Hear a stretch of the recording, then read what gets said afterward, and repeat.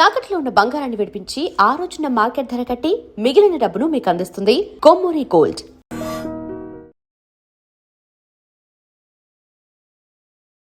నమస్తే, నేను Kavitha. Welcome to I dream news and నిజాలు.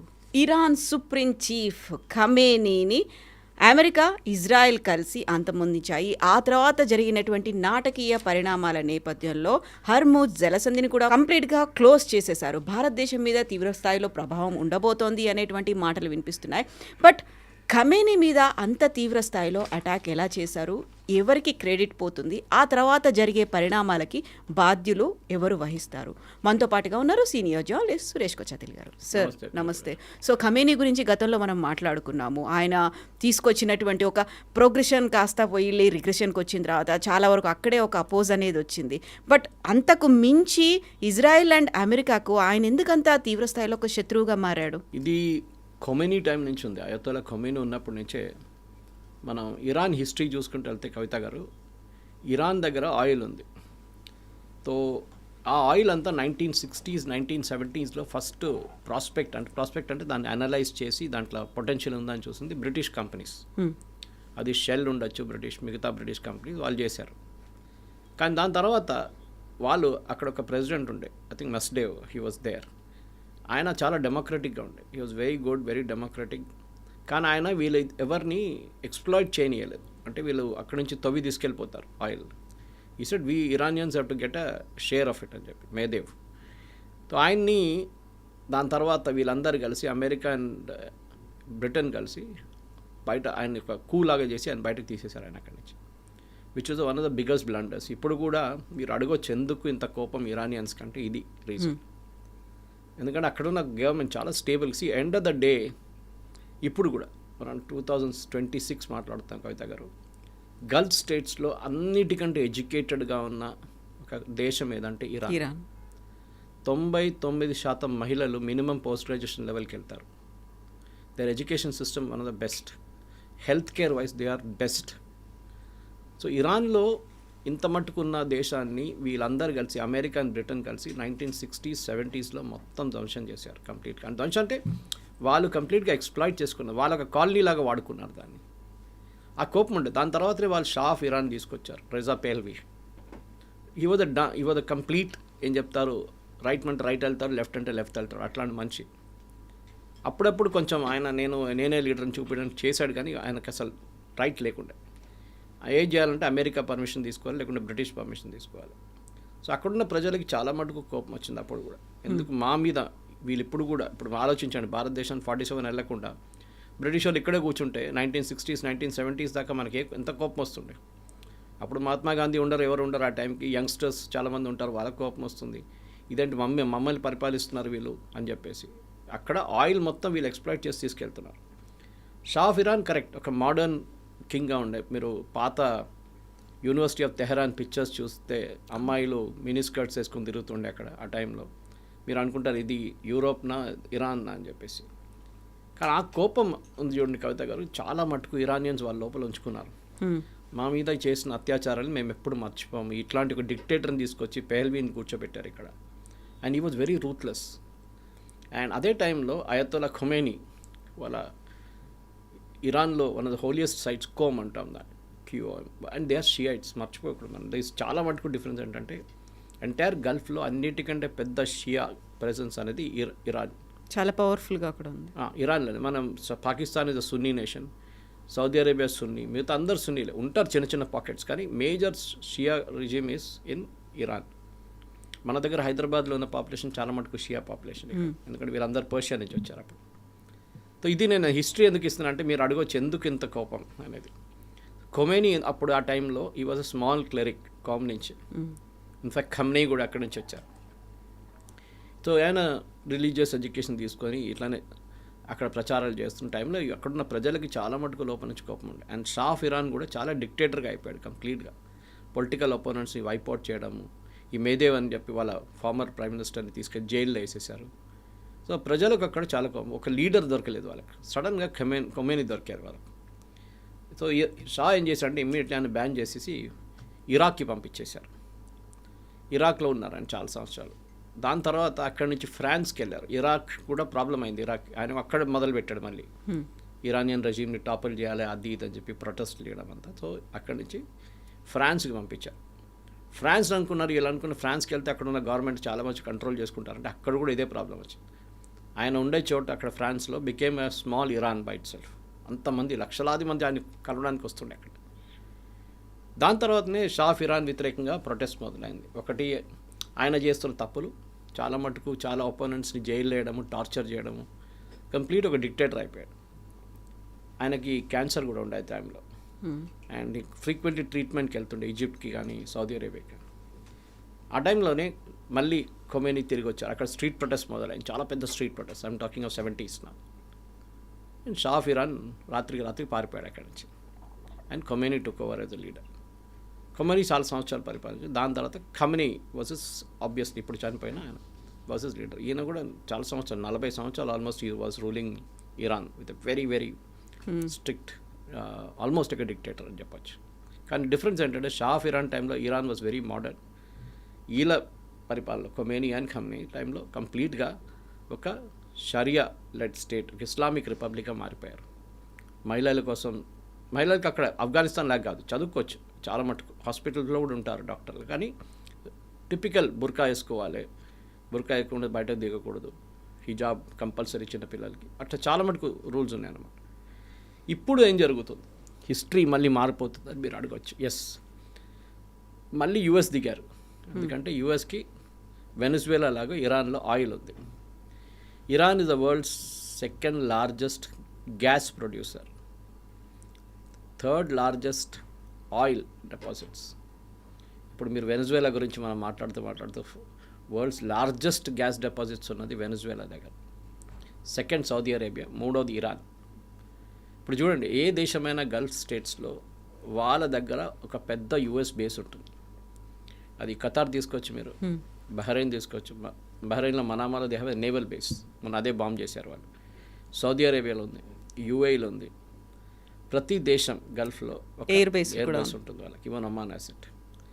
సో అదెందుకు పెట్టుకుంటారు ఎయిర్ బేస్? ఎందుకు ఎయిర్ బేస్ అంటే ఆపరేషనల్ బేస్, సెంట్కామ్ అంటారు వాళ్ళు, సెంట్రల్ కమాండ్ అనమాట. ఇది సెంట్రల్ కమాండ్ కింద వస్తుంది ఇది మొత్తం. ఈ సెంట్కామ్ అనేది చాలా పవర్ఫుల్ యుఎస్ ఆర్మీలో. పెసిఫిక్ కమాండ్ కింద లేదు, అథారిటీ ఏం లేదు. జాయింట్ చీఫ్ ఆఫ్ స్టాఫ్ తర్వాత వాళ్ళది అన్నిటికంటే senior most of arm forces officer is in the CENTCOM. Middle East, Africa మొత్తం సెంట్కామ్ చూసుకుంటుంది, ఇండియన్ ఓషన్ వైపు కూడా. ఇప్పుడు లీడ్ చేస్తుంది admiral, I think it's naval admiral who's leading the CENTCOM. ఈ ప్రిపరేషన్ ఇరాన్ మీద అటాక్ చేయడం అనేది ఒక ఎకనామిక్ కంపల్సరీ అయిపోయింది అమెరికాకి. ఇరాన్ని లాస్ట్ ఆల్మోస్ట్ ఒక 10 సంవత్సరాల నుంచి ఆయిల్ అమ్మడానికి వాళ్ళు అలౌ చేయట్లేదు. దానికి చాలా ఎక్స్క్యూజెస్ చెప్పారు, మీకు గుర్తుంటుంది దట్ ఇరాన్ దగ్గర న్యూక్లియర్ కేపబిలిటీ ఉందని. ఎస్, వాళ్ళ దగ్గర కేపబిలిటీ ఉంది, కానీ ఎన్రిచ్మెంట్ ఆల్మోస్ట్ 30% దగ్గర ఆగిపోయి ఉండే. 30% అంటే it is not weapons grade purity. మీరు వెపన్ గ్రేడ్ ప్యూరిటీకి రావాలంటే 30-40% మీరు న్యూక్లియర్ రియాక్టర్ నడిపించుకోవచ్చు. 60% రాగానే అమెరికాలో అలారం బెల్స్ మొదలైంది that we're getting close to the 70-75 రాగానే it becomes weapon grade uranium. ఇప్పుడు మన దగ్గర ఉంది, పాకిస్తాన్ దగ్గర ఉంది, అంతా వెపన్స్ గ్రేడ్ యురేనియం తయారు చేయాలంటే 80% దాకా వెళ్ళాల్సి వస్తుంది ప్యూరిటీ. దానికి కావాల్సిన సెంట్రిఫ్యూజ్ అంటారు, మనం కాలేజీలో చదువుకున్నప్పుడు సెంట్రిఫ్యూజ్ యూజ్ చేస్తుండే మనం. ఆ సెంట్రిఫ్యూజ్ చాలా కాంప్లెక్స్ టెక్నాలజీ, అది మనం యూజ్ చేసి చాలా సింపుల్ ఉండే ఆ టైంలో. దీన్ని వీళ్ళు యూరోప్ నుంచి స్మగుల్ చేస్తున్నారని తెలుసుకున్న అమెరికా ఆల్మోస్ట్ 15-20 సంవత్సరాల ముందు నుంచి ఇరాన్ మీద శాంక్షన్స్ మొదలుపెట్టారు. అది పాత ట్రంప్ అడ్మినిస్ట్రేషన్ ఉండండి, even Obama and Clinton time నుంచి మొదలైంది. కానీ అది బైడెన్ టైంకి వచ్చేదాకా చాలా సీరియస్ అయిపోయింది. దాని తర్వాత ఐఈఏ ఇన్స్పెక్షన్స్ మొదలైంది. ఇరానియన్ సెంట్రిఫ్యూజ్ ఎక్కడెక్కడ ఉందో, ఇరానియన్ ప్యూరిటీ ఎక్కడ ఉందో ఐఈఏ చెక్ చేస్తుంటారు రెగ్యులర్గా, International Atomic Energy Agency, which is a watchdog. కానీ ఇరాన్ అప్పుడప్పుడు చీట్ చేస్తుండే. ఇస్ఫహాన్ అని చెప్పి వాళ్ళ one of the major cities of Iran, వాళ్ళ యూనివర్సిటీ కూడా దగ్గర, where is the nuclear site, వాళ్ళ చాలా పెద్దది యూనివర్సిటీ పక్కన పెట్టారు వాళ్ళు. ఇన్ఫ్యాక్ట్ ఇస్ఫహాన్కి హైదరాబాద్కి కనెక్షన్ ఉంది. If you look at the, మీరు ఓల్డ్ సిటీ తీసుకొని పిక్చర్ చార్మినార్ పైప్ నుంచి ఒక చిన్న డ్రోన్ ఫ్లై చేస్తే and you look at the entire old city, exactly Isfahan design ఉంటుంది. అది Isfahan has a similar design అనమాట, ఎందుకంటే వీళ్ళందరూ పర్షియా నుంచి వచ్చారు కదా అప్పుడు. సో ఇస్ఫహాన్లో ఈసారి ఇప్పుడు కొట్టారు చూడండి, American B-2 bombers have hit yesterday in Isfahan. వాళ్ళ న్యూక్లియర్ ఫెసిలిటీస్ని ఎక్కడెక్కడ ఎన్రిచ్మెంట్ జరుగుతుందో అక్కడ కొట్టాలని చెప్పి అమెరికా చాలా మటుకు ప్రయత్నిస్తాం. సో మనం ఇప్పుడు ఈ అటాక్ గురించి ఇక్కడికి వద్దాం. ఇప్పుడు మన జరిగిన అటాక్ ఏంటంటే చాలా రోజుల నుంచి ప్లానింగ్లో ఉంది. అది మీరు చూసుంటారు, వీళ్ళు నెగోషియేట్ చేస్తున్నారు న్యూక్లియర్ డీల్ మీద. Oman was a major player in negotiation. ఒమాన్లో నెగోసియేషన్స్ నడుస్తున్నాయి. ఒమానీ ఫారిన్ మినిస్టర్ దీంట్లో ఇన్వాల్వ్ ఉన్నారు. ఎందుకంటే ఇరాన్ వీళ్ళ సౌదీ అరేబియా కానీ UAE కానీ బహ్రెయిన్ కానీ వీళ్ళెవరిని ట్రస్ట్ చేయరు. Iran, Oman is still okay, relatively is not that hard core Islamic. Oman చాలా కొంచెం మన లాంగ్వేజ్లో చెప్పాలంటే సెక్యులర్. వాళ్ళ దాంట్లోనే చాలా మటుకు కింగ్స్ అండ్ వాళ్ళ క్వీన్స్ అందరూ ఇండియాలో చదివారు. వాళ్ళు ఇప్పుడు కూడా చాలామంది ఇండియాకి వస్తారు చదువుకోవడానికి. సో ఒమాన్లో నెగోసియేషన్ నడిచి ఆల్మోస్ట్ ఒక, మీకు గుర్తుంటుంది, వారం ముందు కవిత గారు they made a statement, president Trump saying we're close to a deal, అంటే మన దగ్గరకు వచ్చేసాం నెగోసియేషన్లో. కానీ ఏదో జరిగింది లాస్ట్ 1 వీక్లో. అదే ఇప్పుడు అందరు అనలైజ్ చేస్తున్నారు ఏం జరిగిందని. ఎవరేం చేశారు, ఎవరి మీద ప్రెషర్ అనేది ఉంది అనేది. ప్రెషర్ అని కాదు, ఇది ఏదైనా డిటెక్షన్ వచ్చిందా దాట్ ఇది 60 నుంచి 70%కి వెళ్తుంది, ఇరాన్ అబద్ధం చెప్తున్నారు అని చెప్పి ఒక డౌట్ వచ్చింది. బహుశా అదే ఉండొచ్చు. దీంట్లో ఏం చేశారంటే ఇప్పుడు జరిగిన ఈ అటాక్లో వీళ్ళ రోల్స్ చాలా డిఫరెంట్గా ఉండే. US ఏం చెప్పారంటే, మేము మా ship based carriage Abraham Lincoln and Gerald Ford, which was huge ships, Abraham Lincoln especially చాలా పెద్ద షిప్స్, ఆల్మోస్ట్ లైక్ 5,000 మంది సోల్జర్స్ ఉంటారు, ఎయిర్మెన్ ఉంటారు, అందరు ఉంటారు దాంట్లో. అటాక్ చేయడానికి చాలా మంచి aircraft carriers INS US navy Abraham Lincoln. దాన్ని ఆల్మోస్ట్ ఒక 15-20 రోజుల నుంచి it was roaming around near Iran only. దాంతోపాటు సపోర్ట్ షిప్స్, సబ్మెరీన్స్ అన్నీ ఉన్నాయి అక్కడ. సో అమెరికా ఏం చెప్పారంటే ఇజ్రాయెల్ దగ్గర, ఇప్పుడు అనలైసిస్ అమెరికన్ ఆర్మీ అనలిస్ట్ కూడా అనలైస్ చెప్తున్నారు ఏంటంటే, మేము we will not go after Iranian leadership, మేము ఇరానియన్ లీడర్షిప్ ఎంటపడం, మీరు చూసుకోండి అది. మేము వాళ్ళ మిసైల్ సైట్స్, వాళ్ళ న్యూక్లియర్ సైట్స్, దీన్ని మేము కొట్టేస్తాం, ప్రాబ్లం లేదు. కానీ ఇరానియన్ లీడర్షిప్ని మేము ముట్టాం, ఎందుకంటే ఒక సెన్సిటివ్ ఇష్యూ అది. సౌదీ అరేబియా చెప్పాను చూడండి, UAE, బహ్రెయిన్, ఒమాన్లో కూడా, and even other Gulf states కూడా వీళ్ళు చాలా సెన్సిటివ్ ఇరానియన్ ఇష్యూలో. ఎందుకంటే వాళ్ళ దగ్గర చాలా ఒక షియా పాపులేషన్ వాళ్ళ దగ్గర కూడా ఉన్నారు. నిన్న పాకిస్తాన్లో చూసారు మీరు, అక్కడ కూడా దాడి జరిగింది US కన్సులేట్ మీద. వాళ్ళ US మెరీన్స్ ఫైర్ చేస్తే ఆల్మోస్ట్ 20 మంది చనిపోయారు దాంట్లో. వీళ్ళ పెద్ద పాపులేషన్. సో వాళ్ళకి టెన్షన్ ఏంటంటే, మా దగ్గర రిలేటివ్గా పీస్ఫుల్ ఉన్న దేశంలో మళ్ళీ గొడవ మొదలవుతుంది. So we don't want to take risk. So అమెరికాకి ఏం చెప్పారంటే, మీరు మా బేస్ వాడుకోకూడదు, మీ దగ్గర Gerald Ford and you have Abraham Lincoln, మీరు అది వాడుకోండి ships. This is okay, no problem. And B-2 bombers bomb చేయాలంటే అది US నుంచి రావాల్సి వస్తుంది. They cannot take off from Diego Garcia నుంచి టేక్ ఆఫ్ చేయాలి. ఈసారి నిన్న B-2 bombs came from US bombers, అక్కడి నుంచి వచ్చారు. ఇప్పుడు జరిగిన ఈ బాంబింగ్లో డిసిషన్ ఏం తీసుకున్నా అంటే, ఇజ్రాయెల్ లీడర్షిప్ వెంట పడతారు. సో వాళ్ళ దగ్గర ప్రిసైజ్గా దీంట్లో CIA ఇంటెలిజెన్స్ కూడా ఉందని చెప్తున్నారు. ఇప్పుడు మొసాడ్ ఒకటి కాదు, ఇరానియన్ లీడర్షిప్ ఎక్కడ ఉంటుందో, ఏ రోజు ఎక్కడ కొట్టాలని, అది మనం దీనికన్నా ముందు కూడా చూసాం చాలా మటుకు.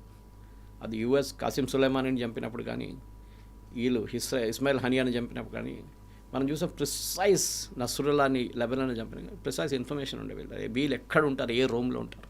అందులో కూడా AI టెక్నాలజీని కూడా యూస్ చేసుకున్నారు అని చాలా మటుకు. AI చెప్పుకోవచ్చు కానీ కవిత గారు, ఐ థింక్ హ్యూమన్ ఇంటెలిజెన్స్ అనేది చాలా ఒక, మన దగ్గర నక్సలైట్స్ని మనం కొట్టాం చూడండి ఇప్పుడు, హ్యూమన్ ఇంటెలిజెన్స్ చాలా పనికొస్తుంది. అంత డబ్బులు విపరీతంగా పంచిపెడితే ఎవడైనా మాట్లాడతాడు. 99% of the people will be ready to be bought over. వీళ్ళు ఇరానియన్ రెజీమ్లో అంత పెనట్రేట్ చేశారని తెలిసిపోతుంది. I was listening to an former American chief of staff, ఒక ఆయన సెంట్రల్ కమాండ్ చీఫ్ మాట్లాడుతూ, రిటైర్ అయిన ఆయన మాట్లాడుతూ CNNలో అన్నారు ఇప్పుడు, ఫరీద్ జకారియాతో మాట్లాడుతూ, దట్ ఒకసారి ఒక ఇజ్రాయలీ చీఫ్ ఆఫ్ స్టాఫ్ వచ్చారంట వాళ్ళ దగ్గరికి. Is talking when you're serving సెంట్కామ్లో. వచ్చి ఆయన ఒక బుక్ చేతిలో ఉండేట. ఆయన I can want meet you for 10 minutes అనగా పెంటగన్లో వచ్చి మీట్ అయ్యారంట. నా బుక్ ఓపెన్ చేసి చూపించారంట. దాంట్లో Iranian nuclear facilities the high quality photographs. Okay, అది అలా చేయరు, అసలు వాళ్ళ ఫోటో తీసుకోరు. ఎవరు తీశారు మీకు గుర్తుండు? దానికన్నా ఒక 2 సంవత్సరాల ముందు ఇరాన్ ఈ న్యూక్లియర్ రియాక్టర్ ఎట్లా ఆపరేట్ చేయాలని చెప్పి వాళ్ళ దగ్గర కంప్లీట్ కోడ్ ఉంటుంది ఒకటి. చాలా కాంప్లెక్స్ కోడ్స్ అది. ఆ టైంలో సీడీలు ఉండే, సీడీలు రాసి పెట్టారు. ఆల్మోస్ట్ 250 సీడీలు. They had a facility in Tehran. అక్కడి నుంచి కావాలన్నప్పుడు ఆ సీడీలు తీసుకెళ్తారు ఆపరేట్ చేయడానికి. ఇరాన్ అంత సీక్రెట్గా ఉంచుకున్నంత హై సెక్యూరిటీ దాని నుంచి ఒకరోజు ఇజ్రాయెల్ మొసాడ్ మొత్తం మాయం చేసేసారు దాన్ని. After 12 hours it was in Tel Aviv. 200 పెద్దగా డబ్బాలాగా తీసుకెళ్ళిపోయారు ఇక్కడి నుంచి. ఇరాన్ వాళ్ళ న్యూక్లియర్ రియాక్టర్స్ ఆపరేట్ చేయలేకపోయారు. దాని తర్వాత చాలా సంవత్సరాల తర్వాతనే మళ్ళీ వాళ్ళు ఏదో కాపీ చేసి ఎక్కడి నుంచి తీసుకొచ్చారు, కానీ దే నెవర్ వెంట్ బ్యాక్. ఈసారి ఏం చేశారంటే లాంచ్ ఆపరేషన్ మొదలయ్యేటప్పటికి జెరాల్డ్ ఫోర్డ్ నుంచి అండ్ అబ్రహాం లింకన్ నుంచి సైబర్ వార్ఫేర్ మొదలుపెట్టారు యుఎస్ ఇజ్రాయెల్ని హెల్ప్ చేయడానికి. వీళ్ళకి తెలిసిపోయింది ఏంటంటే తెహరాన్లో at a particular time presidential compound బిల్డింగ్లో అని ఇక్కడ చాలా పెద్ద తప్పు చేశారు ఇరానియన్ లీడర్షిప్. మీ మీద ఇంత ఫోకస్ ఉన్నప్పుడు, మిమ్మల్ని చంపుతారని తెలిసినప్పుడు కూడా మీరు ఇట్లాంటి ఒక సెక్యూర్ బేస్కి వెళ్లకుండా మీ ప్రెసిడెన్షియల్ ప్యాలెస్లోనే మీరు మీటింగ్ పెట్టారు. అందులో కూడా వాళ్ళు ఎక్స్పెక్ట్ చేయలేదేమో డే టైంలో ఇంత వెలుతురు మధ్యలో జరుగుతుంది అనేది. ఎగ్జాక్ట్లీ. సో డే టైంలో అటాక్ జరుగుతుందని వాళ్ళు ఊహించలేదు. అది కూడా ఒక పెద్ద బ్లండర్. ఎందుకంటే యూజువల్లీ ఇట్లాంటి అటాక్స్ అన్ని రాత్రిపూట జరుగుతుంది, మీకు తెలిసింది. బిన్ లాడెన్ మీద అయినా ఏదైనా కానీ, ఎందుకంటే shooting in night time is చాలా డిఫికల్ట్. అది చాలా పెద్ద ప్రాబ్లం అనమాట. సో ఏం చేయబోతున్నారని చాలా పెద్ద డౌట్ ఉండే వీళ్ళకి. సో అమెరికా ఏం చేశారంటే I think they provided real time intelligence. Mossad కూడా ఎవరో లోపల ఉన్నారు వీళ్ళ మనుషులు, ఎగ్జాక్ట్ టైంకి దే ఆర్ హియర్ అని చెప్పంగానే దానికన్నా వాళ్ళ మీటింగ్ జరుగుతుంది ఇవాళ ఈ ప్లేస్లో జరుగుతుంది. టాప్ 40 కమాండర్స్, 40 కాదు 100 మంది వచ్చారంట కమాండర్స్. అది ఇరానియన్ ఆర్మీ ఉండొచ్చు, ఇరానియన్ నేషనల్ గార్డ్ ఉండొచ్చు, వాళ్ళది రెవల్యూషనరీ గార్డ్ కమాండర్స్ ఉండొచ్చు. వీళ్ళందరూ వచ్చారంట, ఎయిర్ ఫోర్స్, నేవీ, మొత్తం వాళ్ళ డిఫెన్స్ మినిస్టర్. ఒక్కటే షాట్లో వాళ్ళు వీళ్ళందరినీ ఫినిష్ చేసేసారు. అండ్ ఖమేనీ ఫ్యామిలీ మెంబర్స్ కూడా. ఆలోచించండి, ఇంత పెద్ద ఒక సెక్యూరిటీ ల్యాబ్స్ అని చెప్పలేము, కానీ సెక్యూరిటీ సక్సెస్ ఇజ్రాయెల్ వైపు నుంచి జరిగింది, ఇరాన్ వైపు నుంచి ల్యాబ్స్ జరిగింది. సో హ్యూమన్ ఇంటెలిజెన్స్లో మొస్సాడ్ని బీట్ చేయలేము. సో యూఎస్ ఏం చేశారంటే దానికన్నా ఒక 1 hour ముందు, హాఫ్ అన్ అవర్ ముందు వీళ్ళు సైబర్ వార్ఫేర్ మొదలుపెట్టారు. ఇక్కడ నేను చెప్తున్నాను, వార్ఫేర్ అనేది మారిపోయింది చాలా మటు కవిత గారు. పాత వార్ఫేర్ కాదు ఇప్పుడు. The warfare is totally changed. ఇప్పుడున్న కొత్త వార్ఫేర్లో సైబర్ వార్ఫేర్ మన ఆపరేషన్ సింధూర్లో కూడా చాలా మటుకు యూజ్ చేసాం. ఇరాన్ దగ్గర ఉన్న సిస్టమ్స్ అంతా Russian systems. In fact 11-day war జరిగింది చూడండి ఒక 6 నెలల ముందు. అప్పుడు వాళ్ళు రష్యా నుంచి కొనుక్కున్న S-300ని మొత్తం ధ్వంసం చేశారు ఇజ్రాయెల్. మన దగ్గర S-400 ఉంది. సో అంత professional army and air force ఉన్న ఇజ్రాయెల్ డెఫినెట్గా కంప్లీట్గా వీళ్ళ ఇరాన్ లీడర్షిప్ని కొట్టొచ్చని వాళ్ళకి తెలుసు. కానీ దానికన్నా ముందు అక్కడ ఉన్న ఎయిర్ డిఫెన్స్ సిస్టమ్స్ని డిసేబుల్ చేయాల్సి వస్తుంది. అది యూఎస్ చేశారు ఆ పని అంతా. వీళ్ళ పని బాంబింగ్ చేయడం అంతే. సో ఏమనంటే యూఎస్ అంటారు మేమేం చేయలేదు, ఎవడో వచ్చి కొట్టాడు వాళ్ళని మేమేం చేయాలంటారు. జరిగింది అది. కానీ చూడండి ఆ న్యూస్ చనిపోయారని చెప్పి ఆ న్యూస్ కంపెనీ న్యూస్ వచ్చినప్పుడు ఫస్ట్ నెటన్యాహు చెప్పిన నిమిషాల్లోనే Trump also made the announcement. So definitely వాళ్ళు ఇన్ ట్యాండమ్ వాళ్ళు పనిచేస్తున్నది, దాంట్లో డౌట్ లేదు. కానీ ఇట్లాంటి డే టైమ్ అటాక్ మీరు చెప్పినట్టు చాలా చాలా రేర్ జరగడం. అది ఎట్లా జరిగిందో ఎవరికి తెలియదు. పాసిబ్లీ ఇజ్రాయెల్కి చాలా మటుకు కాన్ఫిడెన్స్ ఉండే దట్ వీళ్ళు ఓవర్ కాన్ఫిడెంట్గా ఉన్నారు ఇరానియన్ లీడర్షిప్. రాత్రిపూటే వీళ్ళు అటాక్ చేస్తారు, రాత్రిపూట మనం మీట్ కాకూడదు, morning time we can meet అని. అదే జరిగిన పెద్ద తప్పు. కానీ ఇది నెక్స్ట్ స్టెప్ ఏంటనేది దాని తర్వాత మనం చూసాం. వీళ్ళు దివాళీ పటాకాలు కాల్చినట్టు ఎక్కడ కావాలంటే అక్కడ కాల్చుకున్నారు. ఏ డైరెక్షన్ చూస్తే అక్కడ కొట్టారు వీళ్ళు. యుఎస్ బేసెస్ కొట్టారంటే ఎస్, మనామాలో ఉన్న బహ్రెయిన్లో ఉన్న యుఎస్ నేవల్ బేస్ని కొట్టారు వాళ్ళు. ఖతార్లో ఉన్న దీనికన్నా ముందు కూడా ఒకసారి బాంబ్ చేశారు, కానీ ఈసారి అటాక్ వాజ్ డెలిబరేట్ ఖతార్. కానీ Dubai was the most surprising thing. నాకు అదే అర్థం కావట్లేదు దుబాయ్ ఎట్లా వచ్చింది దీంట్లో అని. ఎందుకంటే దుబాయ్లో మీకు కొట్టాల్సిన టార్గెట్ ఏది? వాళ్ళ దగ్గర ఆయిల్ ఫీల్డ్స్ లేవు, డిఫెన్స్ చాలా ఎక్కడో ఉంది, అది not even Abu Dhabi or Dubai. ఎందుకు కొట్టారంటే వాళ్ళు basically Dubai is a transit point for aircraft. Complete world లోకంలో one of the busiest airport Dubai airport. అక్కడ మీరు ఆ ఎయిర్పోర్ట్ని కొడితే లోకంలో ఉన్న మొత్తం ఏవియేషన్ సెక్టర్ దెబ్బతింటుంది. People cannot move except military aircraft. ఏ ఎయిర్క్రాఫ్ట్ టేక్ ఆఫ్ చేయదు, ల్యాండ్ చేయదు. ఆలోచించండి.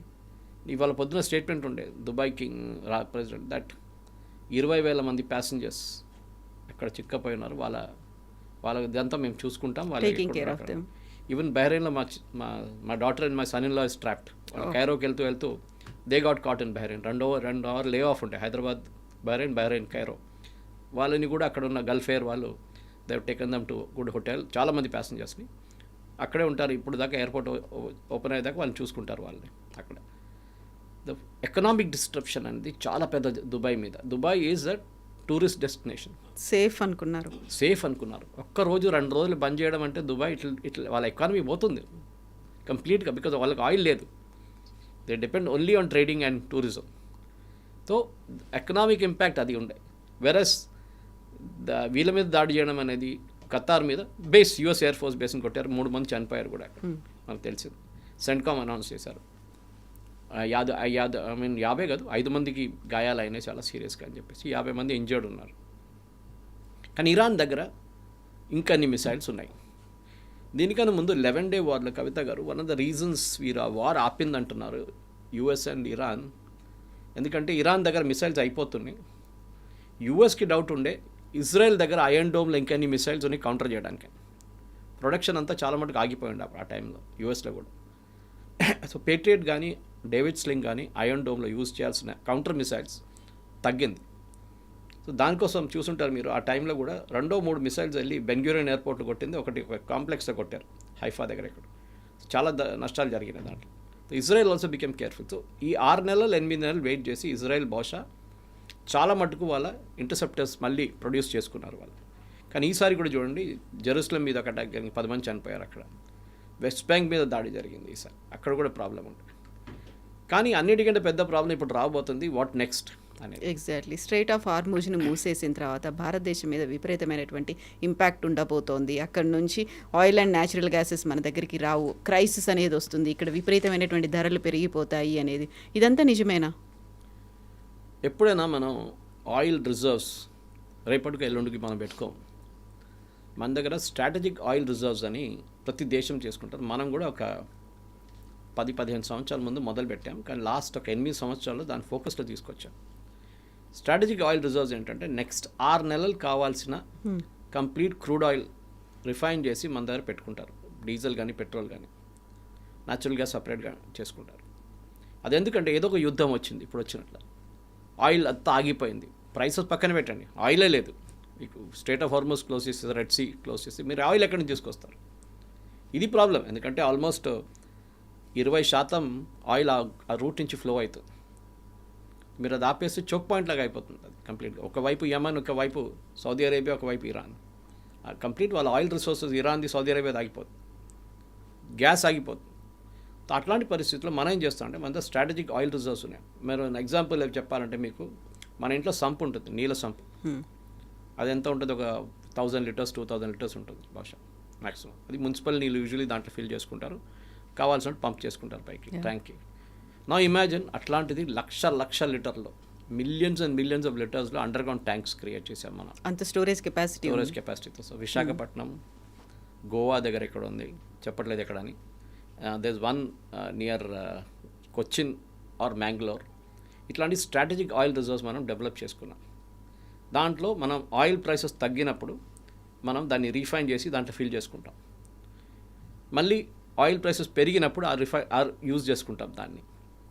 మళ్ళీ ఆయిల్ ప్రైసెస్ తగ్గింది, మళ్ళీ మనం రిఫైన్ చేసి ఫిల్ చేస్తాం. ఏదో ఒక రోజు యుద్ధం జరిగితే ఆయిల్ ఆగిపోతే ఇది we can use it reserve. So మనకి నెక్స్ట్ 6 monthsకి ప్రాబ్లం ఏమి ఉండదు. నా అంచనా ప్రకారం ప్రెసిడెంట్ ట్రంప్ వెనిజువేలన్ ఆయిల్ మనకి $40 అమ్ముతారు ఒక బ్యారెల్కి. ఆర్ నేను నిన్న ట్వీట్ చేశాను, ప్రెసిడెంట్ ట్రంప్ ఒక కొత్త థ్రెట్ తీసుకొస్తారు మనకి. We will impose 25% tariff if you don't by Russian oil. మీరు రష్యన్ ఆయిల్ కొనుక్కోకపోతే మేము 50% మీ మీద పెట్టేస్తాం, 20% పెట్టేస్తాం. కొనుక్కోండి రష్యన్ ఆయిల్ ఇమీడియట్లీ, ఎందుకంటే వరల్డ్ ఆయిల్ ప్రైసెస్ తగ్గించాలి. బికాజ్ రష్యా దగ్గరే ఉంది ఆయిల్ చీప్గా ఇప్పుడు. వెనిజువేలన్ ఆయిల్ విస్కాసిటీ కొంచెం ఎక్కువ ఉంటుంది, మీకు ఎక్స్ప్లెయిన్ చేశాను దీనికి. గల్ఫ్ నుంచి ఆయిల్ ఫ్లో కావట్లేదు. నెక్స్ట్ 1 month ఆయిల్ లేదనుకోండి, రష్యన్ ఆయిల్ మార్కెట్లో రావాల్సిందే. ఎవరు తీసుకురావస్తారు? China or India. చైనా వాళ్ళ ఇంటర్నల్ కన్జంప్షన్ వాడుకుంటారు, మనం ఒక 20% మన ఇంటర్నల్ కన్జంప్షన్ వాడుకుని మిగతా 80% రిఫైన్ చేసి అమ్మేసుకుంటాం లోకంకి. సో బహుశా యూఎస్ విల్ కన్ను మూసుకుంటారు కొన్ని రోజులు, మీరు కొనుక్కోండి, మేము చూడట్లేదు, మాకు తెలియదు, మీరు చూడలేదు, మేము కొనలేదు, మాకేం తెలియదు దాని గురించి. బట్ ఇంటర్నేషనల్ ఆయిల్ ప్రైస్ తగ్గుతుంది అప్పుడు. ఇది టెంపరీ. ఇవాళ స్టాక్ మార్కెట్ కూడా పడిపోయింది. As we speak I think 2,000 points అంత పడ్డది. ఎక్స్పెక్టెడ్. నికాయ్ పడ్డది. అన్ని stock markets are down. That's not a surprising thing. ఏ యుద్ధం జరిగితే ఇదే కామన్ రిజల్ట్ ఉంటుంది. కానీ ఒక లాంగ్ టర్మ్ గేమ్ ప్లాన్గా కవిత గారు మీరు అడిగిన దాంట్లో ఎస్, ఆయిల్ ప్రైసెస్కి ఇప్పుడు 70 నుంచి 80 ఉన్నాయి. రాత్రికి దాకా అది చాలా హై వెళ్ళింది, మళ్ళీ కింద వచ్చింది, కొంచెం దిగి వచ్చింది ఇప్పుడు. ఎందుకంటే ఇఫ్ క్రూడ్ ఆయిల్ ఒక 10% పెరిగితే మన oil bill, import oil bill ఒక $14 బిలియన్ ఇంక్రీజ్ అవుతుంది, విచ్ వీ కెన్ మేనేజ్. మనకి $680 బిలియన్ ఫారెన్ ఎక్స్చేంజ్, పెద్ద అమౌంట్ ఏం కాదు, కానీ ఆయిల్ ప్రైసెస్ పెరుగుతాయి. సో బహుశా ఏం చేస్తారంటే ఇన్కమింగ్ కస్టమ్స్ డ్యూటీ ఉంటుంది, అది కట్ డౌన్ చేస్తారు గవర్నమెంట్. సో అది తగ్గుతుంది, నార్మల్ ప్రైస్ తగ్గిపోతుంది, వీ కెన్ మేనేజ్. యూపీఏ హయాంలో మీకు గుర్తుంటుంది, ఇదే టైం లాగానే $110 బ్యారెల్కి వెళ్తే చిదంబరం ఆయిల్ బాండ్ ఇష్యూ చేశారు ఆయిల్ పెట్రోలియం కంపెనీస్కి, మార్కెటింగ్ కంపెనీస్కి, హెచ్పిసిఎల్ కానీ ఐఓసిఎల్ కానీ వీళ్ళందరూ భారత్ పెట్రోలియంకి. ఏం చేశారంటే 150,000 కోట్ల ఆయిల్ బాండ్ ఇష్యూ చేశారు. ఎందుకంటే పెట్రోల్ ప్రైసెస్ తగ్గించి అమ్మండి, ఆ ప్రైస్లో అమ్మకండి, $150 లీటర్కి అమ్మకండి అని చెప్పి ఈ కెప్ట్ ఇట్ లో. కానీ ఆ బాండ్స్ అంతా ఇప్పుడు మనం పే చేస్తున్నాం. మోదీ గవర్నమెంట్ వచ్చిన తర్వాత ప్రజలు పే చేస్తున్నారు ఇప్పుడు. Last instalment I think is in 2026. So yes, strait of Hormuz కానివ్వండి, ప్రైసెస్ పెరుగుతుంది, ఆల్రెడీ స్టార్ట్ అయింది. కానీ it won't be a big thing. ఎందుకంటే ఇరాన్ని కంప్లీట్లీ బ్లాక్అవుట్ చేశారు, మీకు గుర్తుంటుంది. వరల్డ్ ఆయిల్ మార్కెట్లో మనం, చైనా వీళ్ళిద్దరూ ఉండే కొన్నట్టు. రష్యన్ ఆయిల్ కూడా అంతే, వి అండ్ చైనా. ఇప్పుడు ఇరాన్ని మనం విత్డ్రా చేసుకున్నాం ఇప్పుడు ఆయిల్ నుంచి, ఎందుకంటే వాళ్ళ మీద కంప్లీట్ బ్లాక్ లిస్ట్ పెట్టేశారు యూఎస్. ఎవరైనా ఆయిల్ కొంటే ఇరాన్ దగ్గర నుంచి అంతే సంగతి. సో చైనా వాళ్ళు దే ఆర్ నాట్ బాదర్డ్, వాళ్ళు కొనుక్కుంటారు. సో బహుశా వాళ్ళు ఉన్న పరిస్థితుల్లో ఇప్పుడున్న దాంట్లో Iran supplies only 3% of the world's oil, 3%. రేపు రెజీమ్ చేంజ్ జరిగింది అనుకోండి, ఏమవుతుంది? కొత్త రెజీమ్ వస్తే వీళ్ళు ఇంటర్నేషనల్ మార్కెట్లో ఆయిల్ డంప్ చేస్తారు. వెనిజువేలా లాగా టారిఫ్ పడిపోతుంది, $40 వచ్చేస్తుంది. రష్యా బ్యాంక్రప్ట్ అయిపోతారు. సో ప్రెసిడెంట్ ట్రంప్ స్ట్రాటజీ ఇదే ఉండొచ్చు. దానికోసం ఆయన ఒక ఈజిప్ట్కో, ఒక ఇథియోపియాకో, ఒక సొమాలియాకో వెళ్ళట్లేదు. ఆయిల్ ఎక్కడుందో అక్కడ వెళ్తున్నారు. ఫస్ట్ వెనిజువేలాలో రెజీమ్ చేంజ్ జరిగింది. Now he says I want a regime change in Iran. చాలా క్లియర్. ఇరాన్ న్యూక్లియర్ అసెట్స్ గురించి మాట్లాడలేదు ఇప్పుడు. I want a regime change. Nuclear assets destroy చేసేసారు వీళ్ళు ఆల్రెడీ. సో మన దాంట్లో ఇప్పుడున్న దాని ప్రకారం డెఫినెట్లీ మనం సోర్స్ చేస్తున్న ఆయిల్ చూస్తే ఇరాన్ నుంచి ఉండే ముందు Saudi Arabia, UAE and then of course Kuwait, వీళ్ళు చాలా పెద్ద సప్లైస్ అనమాట. సో ఈ మన దగ్గర ఉన్న ఈ గల్ఫ్ నుంచి వచ్చే ఆయిల్లో చూస్తే మనం అది even Oman, state of Oman నుంచి కూడా పర్షియన్ గల్ఫ్ని కనెక్ట్ చేస్తుంది స్ట్రైట్ ఆఫ్ హార్మోస్. సో అది ఓపెన్ పెట్టాలని చాలా క్రూషియల్. నిన్ననే ఒక ట్యాంకర్ అటాక్ చేశారు. And irony was, Iran attack చేసిన ట్యాంకర్లో 15 మంది ఇరానియన్స్ ఉన్నారు, 10 మంది ఇండియన్స్ ఉన్నారు అదే ట్యాంకర్లో. సో ఇరాన్కి ఇప్పుడు తెలుసు, చేస్తే ఎక్కువ చేస్తే ఇరాన్ మీదే ప్రాబ్లం రాబోతుంది. అండ్ గల్ఫ్ స్టేట్స్ చాలా అప్సెట్ అయిపోయారు అంటున్నాను. నిన్న రాత్రి జరిగిన ఒక కాల్లో వాళ్ళు అందరు మాట్లాడుకున్నారంట. And they gave ultimatum to Iran, మీరు ఈ ఫైరింగ్ స్టాప్ చేయకపోతే, స్ట్రైట్ ఆఫ్ హార్మోస్ మీరు ఓపెన్ పెట్టకపోతే మిమ్మల్ని we will support a regime change in Iran. మా బేసెస్ వాడుకోవడానికి యూఎస్కి పర్మిషన్ ఇస్తాం మేము. అది చాలా పెద్ద మార్పు తీసుకురాబోతుంది అనమాట. దాని నడిమిట్లోనే లెబనాన్ గొడవ మొదలైంది ఇప్పుడు. అది కొత్తగా ఫ్రంట్ ఓపెన్ అయింది. సో లెబనాన్లో మనకు గుర్తుంటుంది, దీనికన్నా ముందు ఈ హమాస్ ఇష్యూ మొదలైనప్పటి నుంచి లెబనాన్ కూడా ఇప్పుడు కాదు, వాళ్ళు ఎప్పుడు ఎన్నో సంవత్సరాల నుంచి హెజ్బుల్లా లెబనాన్లో కూర్చుంటారు. ఒక టెర్రరిస్ట్ గ్రూప్, జస్ట్ లైక్ గాజాలో హమాస్ ఇస్ వాళ్ళ గవర్నమెంట్ కాదు, అది టెర్రరిస్ట్ గ్రూప్ నడిపిస్తున్నారు Gaza. Lebanon was a Christian country, Kavitha గారు వన్ టైం క్రిస్టియన్ కంట్రీ ఉండే. ఆలోచించండి, మనం ఎప్పుడు ఇండియాని హిందూ కంట్రీ అని చెప్పుకుంటాం, వాళ్ళ క్రిస్టియన్ కంట్రీ ఉండే. కానీ ఈ రెగ్యులర్ ఇస్లామిక్ ఇన్వేషన్స్ వచ్చి అక్కడ ఇప్పుడు లెబనాన్ కంప్లీట్గా ఇస్లామిక్ కంట్రీగా మారిపోయారు. క్రిస్టియన్స్ ఐ థింక్ 14% ఎంతో ఉన్నారు, మిగతా వాళ్ళు అందరూ పారిపోయారు అక్కడి నుంచి. అక్కడున్న లెబనాన్లో ఉన్న అక్కడ ఉన్న మిలిషియా హెజ్బుల్లా, ఇక్కడ హమాస్ ఉంటే అక్కడ హెజ్బుల్లా, అక్కడ హూతీలు, 3 హెచ్లు ఉన్నాయి ఇరాన్కి. వీళ్ళందరూ ఇరానియన్ ప్రాక్సీస్. అంటే ఇరాన్ ఆయుధం ఇస్తారు, ఇరాన్ డబ్బులు ఇస్తారు, ఇరాన్ వీళ్ళ లీడర్షిప్ సెలక్షన్ ప్రాసెస్లో ఉంటారు అన్నీ. సో ఆ గాజా వార్ మొదలైనప్పుడు హమాస్తో పాటు ఇజ్రాయెల్ కంప్లీట్గా ధ్వంసం చేసింది హెజ్బుల్లాని. మీకు గుర్తుంటుంది, కంప్లీట్గా వాళ్ళ లీడర్ నస్రుల్లాని కూడా చంపేశారు. సో వాళ్ళు దాని తర్వాత 2024లో I think it's May or June ఒక సీజ్ ఫైర్కి వచ్చారు వీళ్ళందరూ, ఇజ్రాయెల్ అండ్ లెబనాన్. అది బ్రోకర్ చేసింది గల్ఫ్ స్టేట్సే. దాని తర్వాత కొన్ని తాగింది. కానీ ఇప్పుడు ఇజ్రాయెల్ మీద అప్పుడప్పుడు ఒక ఫైరింగ్ చేస్తారు, ఇజ్రాయెల్ వెళ్ళి ఏదో ఒక 2-3 లాంచర్లు ధ్వంసం చేస్తారు. ఇప్పుడు నిన్న రాత్రి నుంచి మళ్ళీ అటాక్లు మొదలైనవి. So Israel has responded heavily. బేరూట్లో బాంబింగ్ జరిగింది, చాలా సిటీస్ మీద లాంచర్స్ మీద బాంబ్ చేస్తున్నారు ఇజ్రాయెల్. కానీ అది వాళ్ళు ట్యాకిల్ చేసుకుంటారు, వాళ్ళ దగ్గర కెపాసిటీ ఉంది. Israeli air force is the best in the world actually, దాని డౌటే లేదండి. ఇజ్రాయెల్ ఏం చేశారంటే ఇప్పుడు 50 విలేజెస్ సదర్న్ లెబనాన్ దగ్గర ఉన్న ఆ రీజన్లో 50 విలేజెస్ ఎవాక్యుయేట్ చేశారు. అక్కడ నుంచి ఇజ్రాయలీ సిటిజన్స్ని మూవ్ అయిపోయామని చెప్పారు, ఎందుకంటే లార్జ్ స్కేల్ కాన్ఫ్లిక్ట్ రాబోతుంది అక్కడ అని చెప్పేసి. అక్కడ చాలా మటుకు ఆ సెటిల్మెంట్స్ అంతా ఆక్యుపైడ్ సెటిల్మెంట్స్. అది ఇజ్రాయెల్ వాళ్ళ సిటిజన్స్ తీసుకొచ్చి అక్కడ పెట్టారు వాళ్ళు. సో వాళ్ళు విత్డ్రా చేయడం ఈవెన్ ఫస్ట్ టైంలో కూడా అదే జరిగింది. ఫస్ట్ టైం వార్ జరిగింది, 11 Day వార్లో కూడా అదే జరిగింది. వీళ్ళు ఎవాక్యుయేట్ చేసుకున్నారు వీళ్ళని.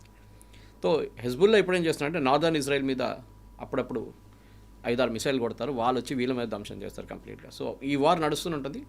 బేసిక్లీ అది మిలిటరీ టాక్టిక్ కవిత గారు. ఒక ఆర్మీని డైవర్ట్ చేయాలంటే, అటెన్షన్ డైవర్ట్ చేయాలంటే వాళ్ళని 2-3 ఫ్రంట్స్ ఓపెన్ చేయాలంటారు. ఒక ఫ్రంట్ ఇది, ఇంకో ఫ్రంట్ ఇరాన్ నుంచి వస్తుంది, ఇంకో ఫ్రంట్ హూతీస్ దగ్గర నుంచి వస్తుంది.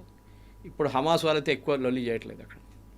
ఇట్లాంటి దాన్ని ఇజ్రాయెల్ ఆర్మీని ఆక్యుపైడ్గా పెట్టుకోవడానికి చేస్తున్నారు. సో నిన్న చనిపోయిన దాంట్లో one of the major leaders is Mohammad Raj, parliament. దీనికి ఇంకో తమాషా ఉంది, హెజ్బుల్లాకి ఒక పొలిటికల్ వింగ్ కూడా ఉంది. లెబనీస్ పార్లమెంట్, లెబన్ వాళ్ళ కంట్రీ కాదు, వాళ్ళు వచ్చి కూర్చున్నారు అక్కడ టెర్రరిస్ట్ గ్రూప్గా. ఆ పార్లమెంట్లో వీరికి ఒక సపరేట్ కొంతమంది ఎంపీలు ఉన్నారు, రిప్రజెంటేటివ్. దాంట్లో head of that is Mohammad Raj. ఆయన్ని నిన్న బాంబింగ్లో చంపేశారు. సో ఆ లీడర్షిప్ కూడా వైపౌట్ అయిపోయింది అక్కడ. ఇంకా ఎక్కువ రోజులు వాళ్ళు కూడా ఉంటారన్నమాట. ఇప్పుడు కూడా యాజ్ వీ స్పీక్ ఇవాళ నేను వస్తూ చూశాను, విన్నాను, సబర్బ్స్లో కూడా కొట్టారు. లెబనీస్ క్యాపిటల్ బేరూట్ సబర్బ్స్లో కూడా బాంబింగ్ జరుగుతుందని న్యూస్ వచ్చింది. ఎన్ని రోజులు ఉంటుందో ఈ అటాక్లన్నీ, ఎన్ని రోజులు ఇరాన్ బంద్ చేస్తా. ఇరాన్ది స్టాక్ పైల్ బహుశా ఇంకా 3-4 రోజులే ఉంటుంది. దాని తర్వాత వాళ్ళ దగ్గర మిసైల్ కెపాసిటీ లేదు, ఎందుకంటే ప్రొడక్షన్ కెపాసిటీని యూఎస్ కొట్టారు నిన్న. దానికన్నా ఒక రోజు ముందు వీళ్ళ కంప్లీట్ బ్యాలిస్టిక్ మిసైల్స్ని మొన్న సాయంత్రం కూడా కలిసి B-2 బాంబర్స్ ఆపరేట్ చేశారు యూఎస్. సో వీళ్ళ దగ్గర ఇంకా ఉండవు. సో ఇజ్రాయెల్ చేస్తున్న పని ఏంటంటే వీళ్ళ పొలిటికల్ లీడర్షిప్ టేక్అవుట్ చేస్తున్నారు. స్టార్టింగ్లో చెప్పాను చూడండి, అమెరికా ఏమో వీళ్ళ ఫెసిలిటీస్ని మొత్తం డిస్ట్రాయ్ చేస్తున్నారు. సో ఇంకా వారం లోపల ఇరానియన్ గవర్నమెంట్ పడిపోతుంది, 10 రోజులు. అది చాలా ఎక్కువ, దానికన్నా ముందు కూడా కావచ్చు. కానీ ప్రాబ్లం ఏంటంటే నేను చెప్పాను చూడండి ముందు కూడా, వీళ్ళకి హూ విల్ టేక్ ఓవర్ అనేది పెద్ద క్వశ్చన్. వెనిజువేలా లాగానే వాళ్ళ దాంట్లోనే ఒక మనిషి ముందుకొచ్చి ఐఎమ్ టేకింగ్ ఓవర్, మనం ఇప్పటి నుంచి ఇజ్రాయెల్ని మేము దాడి చేయము, మేము ఎవరి మీద దాడి చేయము, we want be a new Iran అని వస్తే అక్కడున్న హెజ్బుల్లా, అక్కడున్న టెర్రరిస్ట్ గ్రూప్స్ కానీ అక్కడ మిగతా ఉన్న ఈ ముల్లాలన్నీ రష్యాలో తీసుకెళ్ళి ఎక్కడ పడేస్తారు. Then Iran will become like another Venezuela. కాకపోతే ట్రంప్ అన్నాడుగా ఐ విల్ డిసైడ్ అనే మాట చెప్తున్నాడు. డెఫినెట్గా ఆయిల్ ఉంది కదా, ఎక్కడెక్కడ ఆయిల్ ఉంటే అక్కడ ట్రంప్ ఉంటాడు. అదే ఆయన స్ట్రాటజీ అన్నమాట. సో డెఫినెట్గా ఇంకొక 4-5 రోజుల్లో కవిత గారు ఇరాన్లో ఒక డిసిషన్ రాబోతుంది. కానీ ఇంటర్నల్లీ వాళ్ళ వైపు నుంచి రావడమే బెటర్. వాళ్ళ దాంట్లోనే ఒక మోడరేట్ ఫేస్ ముందుకొచ్చి, సిరియాలో చూసాం Al-Qaeda terrorist became a president, ఇక్కడ కూడా అట్లనే ఎవరైనా వస్తే యూఎస్ కానీ మిగతా నేటో ఫోర్సెస్ కానీ ఈవెన్ ఇజ్రాయెల్ అంగీకరిస్తారు. అది ఉంటేనే మిడిల్ ఈస్ట్లో పీస్ వస్తుంది. ఇప్పుడున్న కంప్లీట్ ఎయిర్పోర్ట్ షట్ డౌన్లు అన్ని కంట్రీస్, గల్ఫ్ కంట్రీస్లో ఓపెన్ అప్ అయిపోతారు. Yes sir, thank you so much. Thank you very much. Thank you. నిజంగా ప్రస్తుతం ఉన్నటువంటి సమాజం దేనికి ప్రయారిటీ ఇస్తుంది? ఆర్థిక సంబంధాల చుట్టూ మాత్రమే తిరుగుతోంది. మళ్ళీ ఎన్నికలంగానే చాలా విరక్తి కలుగుతాం. మంచి అనిపిస్తుంది కదా, లేడీస్ కూడా ఛాలెంజింగ్ జాబ్స్ చేసినప్పుడు చాలా బాగుంటుంది.